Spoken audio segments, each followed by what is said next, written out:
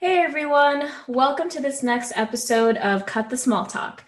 It's March, which is Women's History Month, and I'm so thankful to start this month off by celebrating two amazing, badass, and Filipino women. Here with me today are Rose and Jen, the authors of the book In Her Purpose, 40 Principles of Asian Women Redefining Success on Their Own Terms. And it's a beautiful collection of 40 inspiring stories from 40 strong, brilliant, and determined Asian women.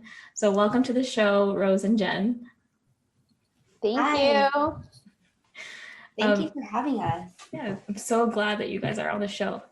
So I finally got around to reading the book a few nights ago. I still have a few chapters to go, but there were so many moments where I was just like, I had my hand to my heart and like tears were nearly forming in my eyes because I was so moved by the stories of all the women and by your stories as well. And I actually sent like multiple screenshots to my friends of passages of your book. And I even read a few passages from Evelyn Obamos' story to my mom and my dad on FaceTime. And I read the part where her mom and sister went to the headquarters and was like talking to the coworkers, and the mom was like, my nose is bleeding. So I'm like trying to practice my English, and my mom was laughing so much. But yeah, I love every single story in this book. And I'm so moved by the stories and by your drive to live out your own passions and to encourage other women to live out theirs as well. So thank you both for creating this and for highlighting these stories. Oh my gosh, I am so happy and I'm so humbled about, everything that you just said. So thank you. Thank you for everything you're doing. This is amazing. So to start things off, both of you have such inspiring stories. So I'd love if you could share your individual stories and then maybe how you came together to create In Her Purpose. Jen, did you want to start first? Oh my gosh, she always makes me go first. So I'm Jennifer Redondo-Marquez. I am one of the co-founders and co-authors of In Her Purpose. I started out my career in the corporate world many years ago, many years ago. And really, I started out in management consulting. So I was really young and oftentimes the only female, the only Filipino, the only person of color in the room oftentimes. And fast forward, I moved into Silicon Valley Tech and it's still the same situation. Mm-hmm. However, I'm no longer the youngest in the room, but still a sighting of a female or a person of color is still kind of rare, but it's gotten a lot better, I will say. But pretty much my entire career I've spent in the corporate world. Mm-hmm. And so I reached out to Rose, who is my cousin, and really, because I was in search for a mentor and I was really craving that person that looked like me, that I could relate to, that I could look up to. And so Rose being older and at the time working as a vice president, I reached out to her so that I can tap into her network and, try to get one of her friends or colleagues to mentor me. Yeah. And she can tell you more, but it's really, she already told you she had 3 businesses, right? But in addition, before that, she was working in corporate and she was managing the Philharmonic. And when they were traveling, she had the opportunity to meet a bunch of women in high positions. Yeah. And that's how she was able to introduce me to Sheila Marcello, who is the former CEO and one of the founders of care.com. Mm-hmm. So that was pretty amazing, I thought, because this is a CEO and she actually responded to me and met me in person, sat with me for coffee. And I never would have had that if I didn't have Rose. So thank you. Wow, you're welcome. So I'm Rose Buado. So everything that Jen said while she was going through her search of mentorship, I was running a advertising and marketing firm as a VP. And I did meet a lot of decision makers who were women, but I didn't meet them through my corporate position. I met them because I was doing a side thing. I don't want to call it a hustle because I already knew that what I wanted to do with this business or this project that I was working on. So my brother is actually a musician, and he was able to land a spot on The Voice because of his talents. I was able to help him interview and get through the actual interview process of The Voice for him to get onto the show. Because if you go on those type of shows, you have to be able to have a really cool story, right? A really cool, intriguing story that people want to listen to you and maybe even watch you and maybe even buy your music. So that is the whole strategy. Well, that's part of the strategy of those reality shows, because he auditioned for it 3 times. And he couldn't pass that interview stage. On the 3rd time, I was able to help him with the interviewing stage. Wow. So back to him being a musician, as soon as he got onto the show, he started getting all of these opportunities of performing for different gigs, for corporate gigs, for colleges, for concerts. But he didn't have the management or the business part of that job as a musician narrowed down. All he wanted to do was, write, sing, perform, and do all the fun stuff. And so here I was like, okay, well, let me just help you with that part. So I did.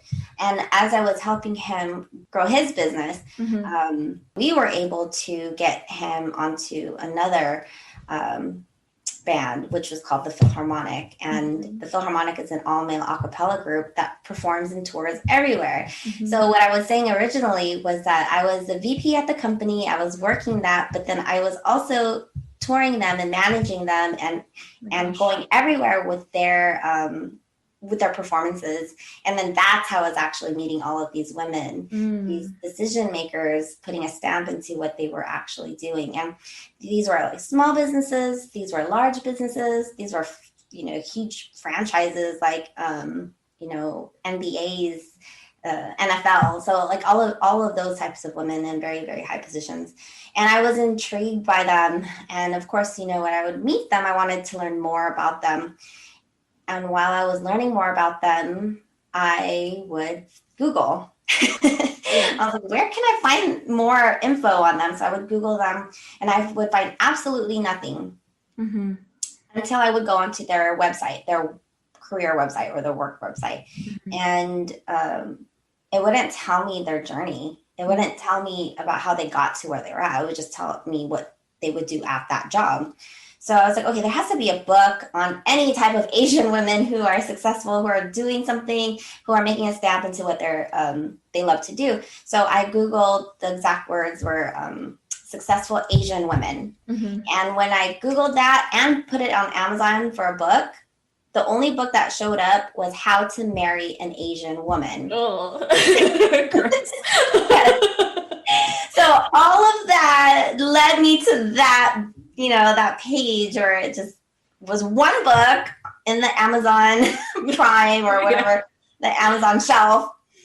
And I was like, okay, that is a problem. Yeah. So while Jen met with Sheila and, she was inspired by her and she was, having her journey, I connected with her again, but we would talk every day. And I told her about my findings. I was like, I really want to write a book, but I'm not going to write it until maybe a year from now because I have so many things going on. But Jen was actually the driving force to making it happen right away. She was like, no, we need to do this and we need to do it now because we just need to do it. And then, so of course I was like, okay, you're right. Let's do it. So I am so appreciative and so grateful for Jen because if it wasn't for her, this book wouldn't exist. We'd probably still be writing it right now. Yeah, that's my very long story. I love it. Thank you both for sharing that. It's really cool to hear that you met these women through your side thing because I can kind of relate on a much smaller scale. So I didn't meet like people with different stories until I started doing this podcast, actually. So it's a really cool way to meet people from so many different backgrounds.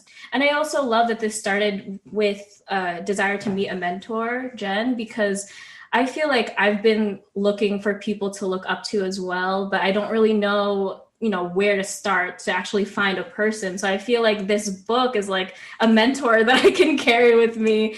And I think other people will use it that way as well. So it's really beautiful and useful for so many women. And I think it's such a beautiful thing when I see women uplifting other women. So you spoke to this a little bit already, but I'd love to hear more about why you're so passionate about sharing these stories and your own. Yeah. So for myself, I went to an all-girl Catholic school for high school, and it was not a great experience at all. I got bullied, and when you just put a lot of like women in one school, it can get very competitive and catty, and competitive and catty, and everyone wants to be the best. And when you're in an environment where it's super competitive, like nobody wants to share, everyone wants to be at the top. And so it was a really hard, difficult time for me in high school, especially because I used to play sports and basketball, and I'm just used to being part of a team and people wanting to like win together and help. And so moving from that to an environment where, it wasn't very, it was basically the opposite. Yeah. And so for me, it really stems from that, like from early on. But moving forward to college, because I was the first in my family to go to college in the United States and to graduate from a university, a lot of the things that I did, my parents couldn't really help me. Like, what's an SAT? Yeah. How do you fill out an application? What do you mean I have to pay $200 for you to apply to college? It's just a lot of, or like, what major do I pick? A lot of things that my parents had no clue.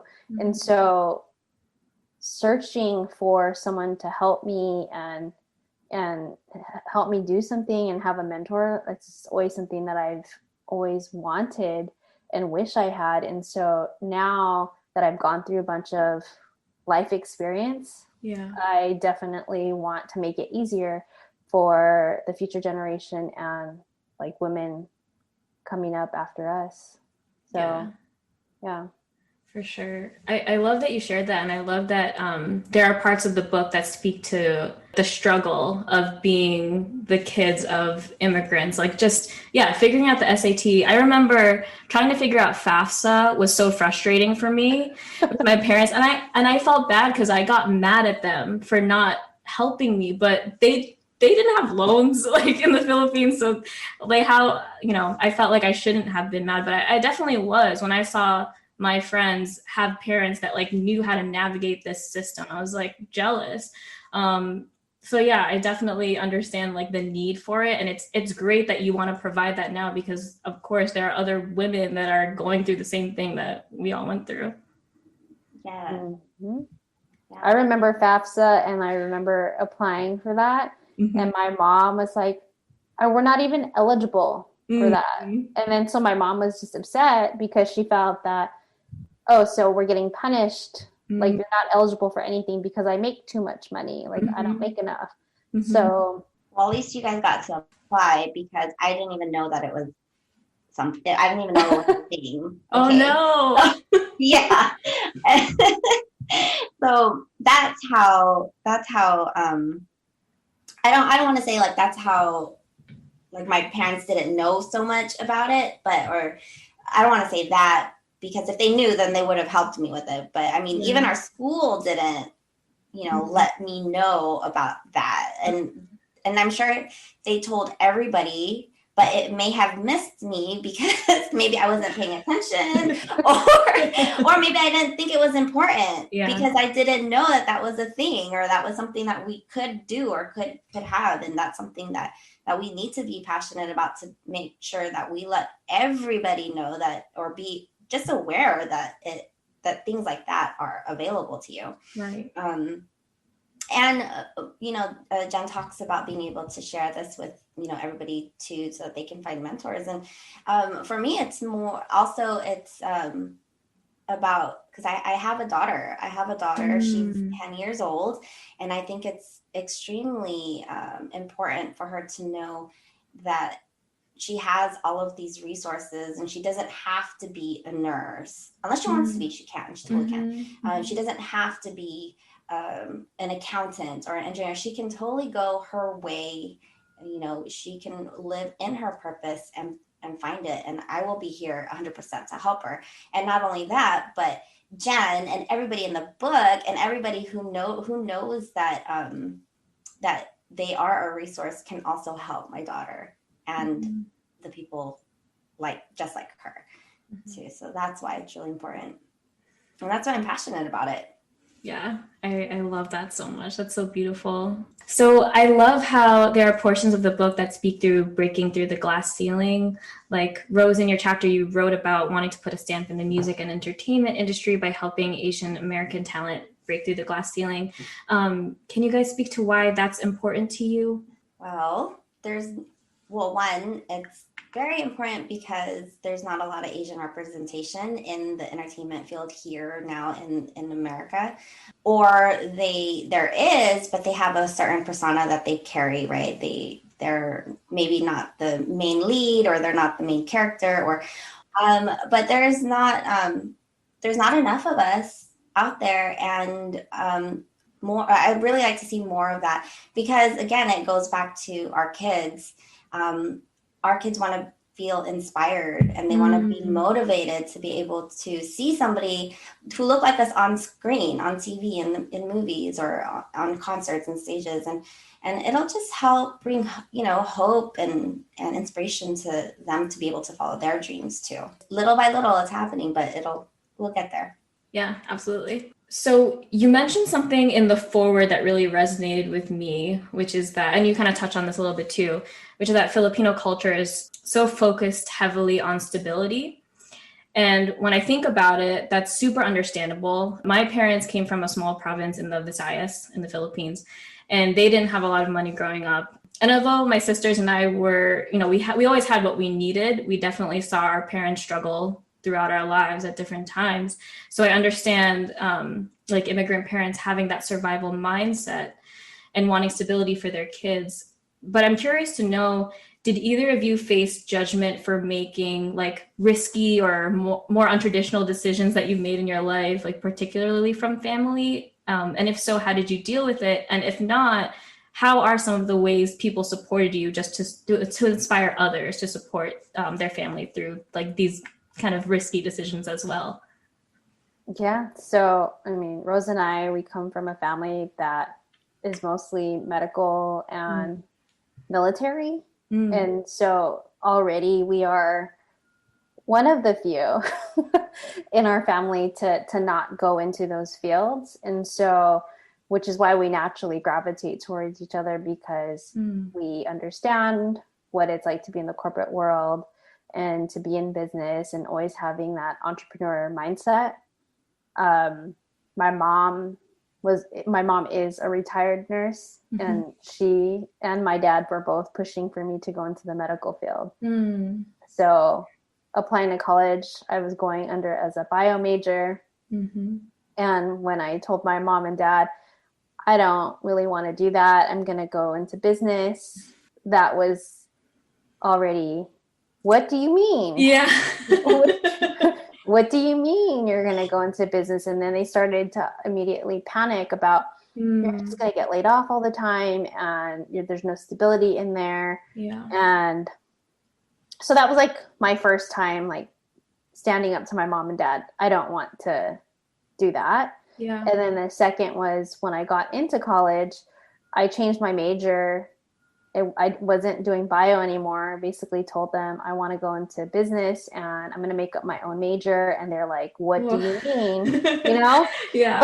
But I went to Berkeley and they allowed that. They wow. let me make up my own major. And so even up until when I graduated and I was getting internships and working at big corporations, my parents were kind of like not understanding what internships were or anything like that. And then finally, when I ended up working when I graduated from Berkeley, of course, they're like, my kid went to Berkeley, or my kid works at like, you know, such and such company. And so like now they're proud and they're bragging about it. But like when I was going through it, they're kind of like, what are you doing with your life? And, you know, I've gone through a couple rounds of layoffs. And of course, in my head, I'm thinking, wow, my mom and dad were right. I'm failing. And I can hear their voices in my head sometimes, like, I told you so. I told you. But I think it was more so they were really scared and they just wanted like the best for me. And they didn't know anything else. Like most people that came here, they went through a certain path, whether that was like through nursing or through the U.S. military to get here. And so for them, they didn't have as many options as us. Like, whereas like we're here now, we're born, some of us were born here. Yeah. So we have options to choose of like what we want to do. Yeah. And I used to always say this to my mom and dad, but they would get so upset. I was like, well, in America, when you're 18, you're an adult and you could do whatever you want. Oh my God. I've definitely said that too. So that didn't fly super well, but you know. So yeah, I mean, I've pretty much done a lot of things that my parents were kind of like, what are you doing? Yeah. But it sounds like they were, I mean, even though they had different opinions, it sounds like they were supportive through it. Only because they didn't have a choice, right? Like I was that kid. I was that kid who just did her own thing. It's like, okay, well, you say no, but you know, in America, I'm 18, and you wouldn't know like what major I picked in school, or if I even went to school. You know, like they would have no clue. Yeah. So. Yeah. For me, my parents were actually extremely supportive of whatever I wanted to do. Really? Yeah, my dad is a retired U.S. Navy, and then my mom was a teacher. But when they came here, she wasn't able to teach anymore because of the credentials, or you know, whatever it is that you don't have. You can't teach here in America until you go back to school. So she didn't do that.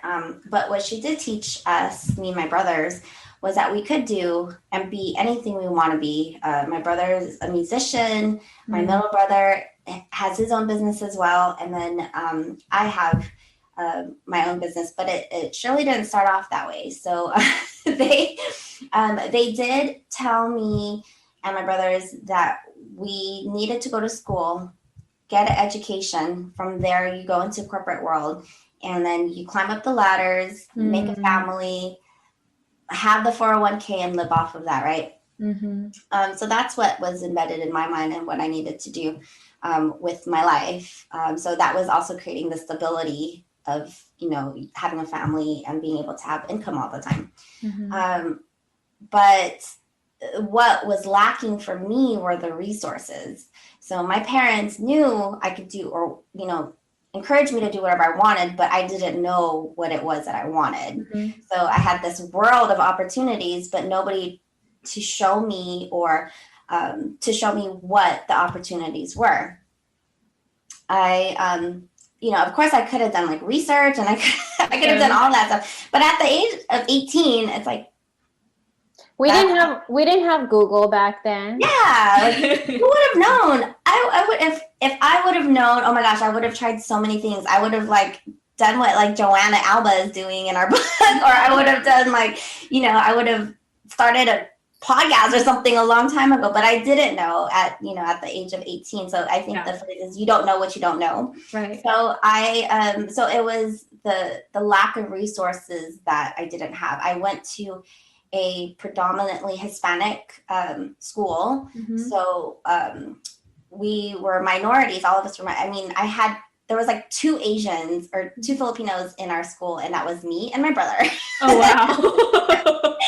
Me and my brother. And so, I mean, even then, like our counselors and all of our teachers, they weren't so much focused on, there was a lot of us, there's so many students, so it's not their fault. They're doing their best to be able to guide us the right way. Yeah. But I remember going to my counselor and asking him, like, hey, what are things that I can do? And he just looked at my grades and was like, okay, you're gonna be fine. Just go to college. Get in, apply for a college and get in, and then you'll figure it out there. I'm like, oh my gosh, really? Okay, so I did. I went to college. I applied to one school. Wow. Got into there, went there, and then the only subject I picked, and the only reason why I picked it was because it was the fastest to get done with school. Oh my gosh. Yeah. So you really wanted to get out of it. Yeah, I was like, I'm gonna listen to my mom. I'm gonna finish school, the major that's the fastest to get out of here. And I did it, and I actually ended up loving it. Wow. Yeah, it was communication studies. So I ended up loving it. And it brought in my, about like every opportunity that I could do. But even then, after graduating, it's like, okay, now what? Now what do I do? So yeah, it was the resources. But I now, writing the book, I hope people will know that, you don't even have to be a woman or Asian, but if you pick up the book and know that there are non-traditional industries that you could get yourself into, like fashion designing. You could fashion design for NBA players. You can build, I don't know, you could, you can go into the military and become a general in there. So, there's just so many different opportunities that is available. And I want more people to just be aware that there are, and they could do whatever it is that they want to do. Just got to figure it out. Yeah. Or even like if you did pick a traditional job, like so Cece in our book, she's a nurse, but she took that to like the next level, right? Like she became a non-traditional nurse where she started her own med spa. Like I would have totally done that because I wanted to be a doctor, and I'm so obsessed with that show Botched. And so like just to be able to like do Botox and fillers on people, I like that stuff is I'm fascinated by that. Yeah. So yeah, well, I'll tell you, as a reader of this book, I'm like, I don't know what I'm gonna do with like how I'm feeling by the inspiration, but I'm feeling very inspired to do something. So much so that like I was like, I told you I was FaceTiming my parents and I read parts of the book, but at one point I was just like, Pa, I'm like really, really moved by these stories, and I feel like I want to do something. And he's like, well, whatever you do, don't quit your job because you have a stable job. And I'm like, I never said that. I just feel some sort of like drive to do something.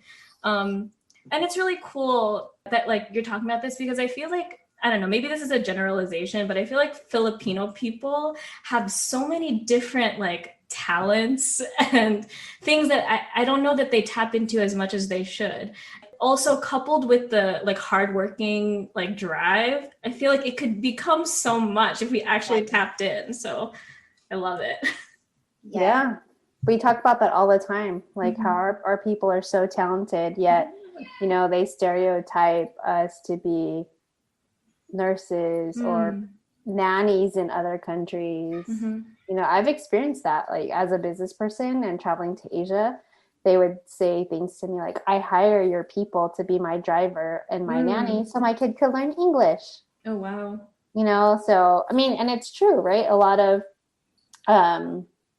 overseas workers that are Filipino, and it's because they have to leave the Philippines to make a decent living. And that's sad to me Mhm. But I mean, they're doing what they have to do to survive and take care of their families. Yeah. So, yeah. Absolutely. But yeah, you're right.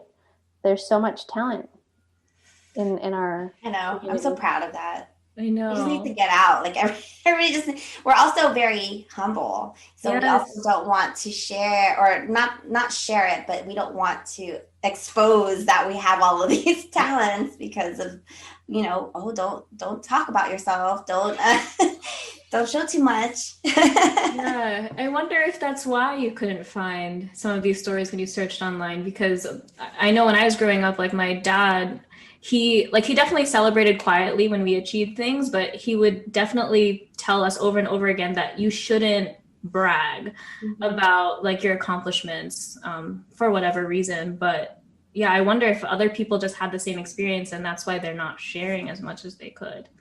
Yeah. Oh, I believe it. I believe that that's one of the main reasons why there's not a Yeah. lot of us out being able to share. Mm-hmm. It's also interesting too because like when we reached out to a lot of these women in the book, some of them were a little bit hesitant because Really? because it was the first time that they've ever been asked to do something like this, and it was the first time that they were sharing and telling their story, or because they didn't want to embarrass their family, or they want to be very careful about what got published, right? Like some people wanted to appear perfect, Yeah. right? And dude, reading about a perfect person or story, that's not really interesting to me. No, not at all. It's not real.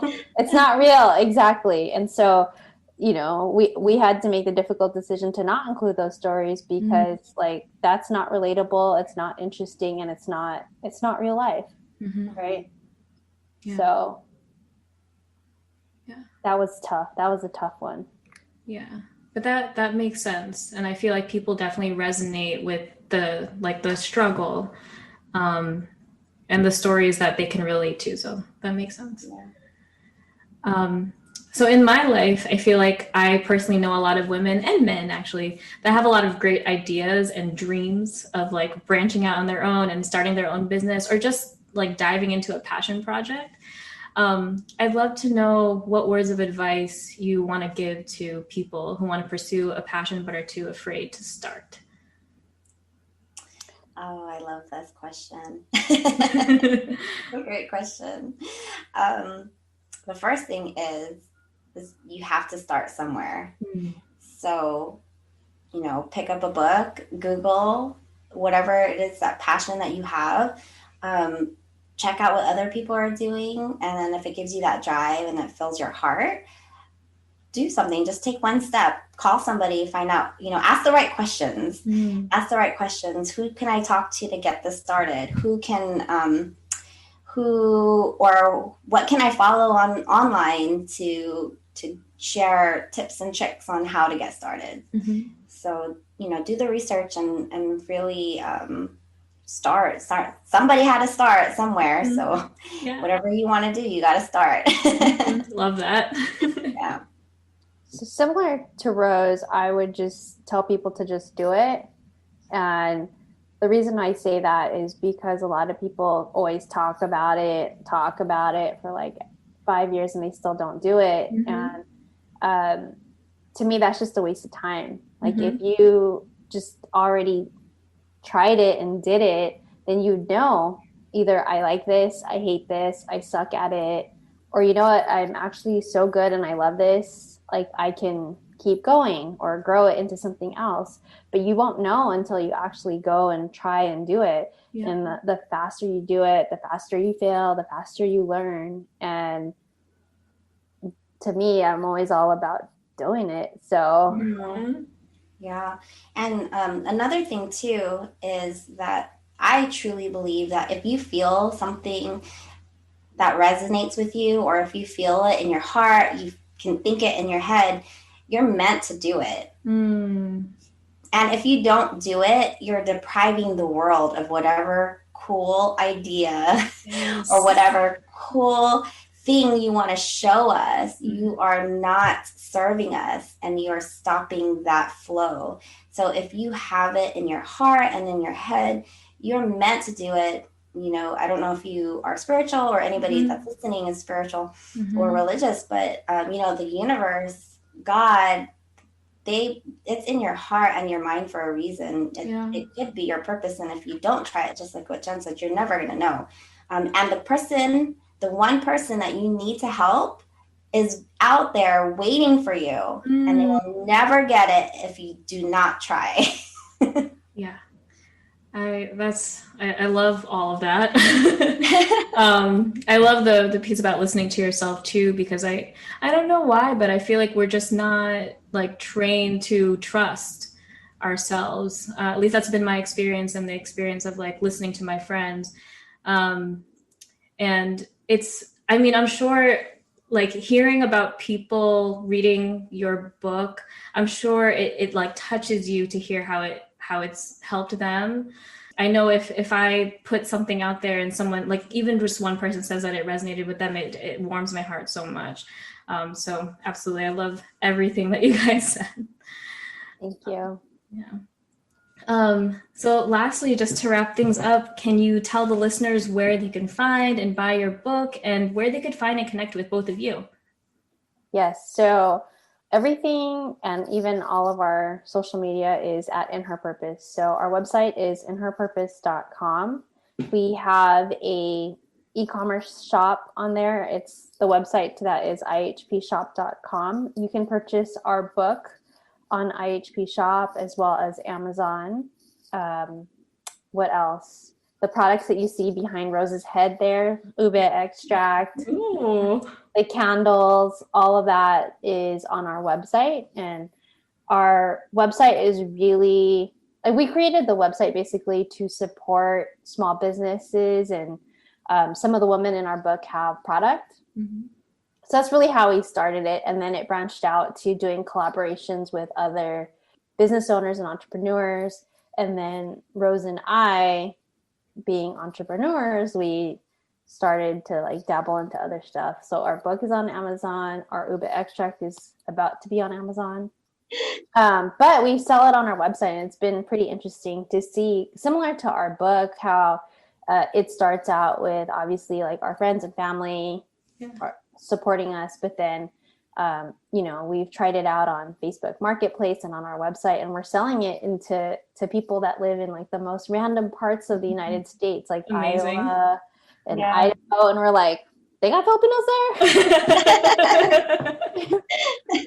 there? or you see their names and we're like, oh wow, it's not like a Filipino person. That's wow. And it's pretty cool, right? So it's just, I don't know, it's just amazing to see that like our culture and the things that we're doing to be shared with outside of our culture, because we are American, right?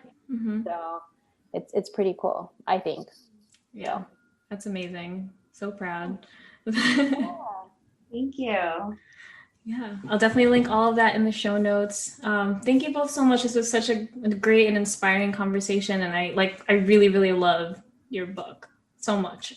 Thank you. I'm excited to see what you're inspired to go do. I mean, yeah, I agree with your dad. Don't go quitting your job.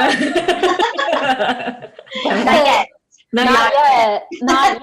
But I mean, I get it. You got to live, and of course, your mom and dad are thinking, we spent all this money for you to go to school, especially like law school. That's like amazing. I wish I would have gone to law school, because you could do anything. It's true. It does open a lot of doors. Yeah.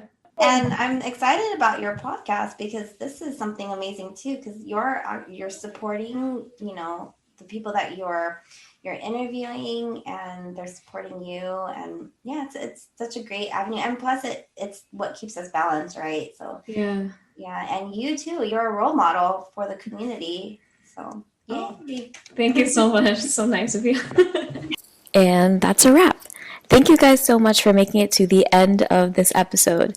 I loved recording this one and hearing and learning about other Asian women and their journeys to their unique versions of success.